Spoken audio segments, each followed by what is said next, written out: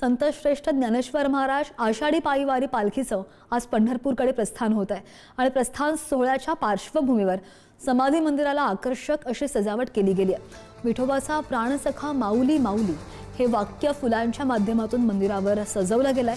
मंदिराच्या बाहेर आणि गाभारा सभामंडप यामध्ये सुद्धा आकर्षक अशी रंगीबेरंगी फुलांची सजावट केली गेली आहे। दरम्यान इंद्रायणी नदीला आलेल्या पुराच्या पार्श्वभूमीवर पालखी प्रस्थान सोहळा 1660 वारकरी आणि मान्यवरांच्या उपस्थितीत पार पडणार आहे।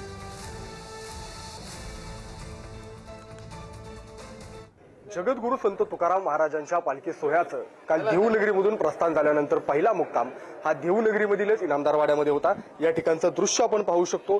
जगद्गुरु संत तुकाराम महाराजांचा पालखी सोहळा काल या ठिकाणी मुक्कामी आहे। आज सकाळपासूनच वारकऱ्यांनी या ठिकाणी दर्शनासाठी गर्दी केलेलं पाहायला मिळतं। यानंतर हा पालखी सोहळा आकुर्डीच्या दिशेने रवाना होणार आहे। देवनगरीतून पालखी सोहळा प्रस्थान झाल्यानंतर देहू गावाच्या बाहेर असणाऱ्या सुफी संत अनगड बाबा शाह या दर्ग्याजवळ पालखी सोहळा जाईल। त्या ठिकाणी अभंग आरती होईल आणि त्यानंतर हा पालखी सोहळा रथामध्ये ठेवला जाईल, पालखी रथामध्ये ठेवली जाईल आणि त्यानंतरच हा पालखी सोहळा आकुर्डीच्या दिशेने प्रस्थान करताना आपल्याला पाहायला मिळणार आहे। वारीचा हा सगळा आनंद सोहळा चालू आहे। या ठिकाणचं दृश्य आपण पाहू शकतो।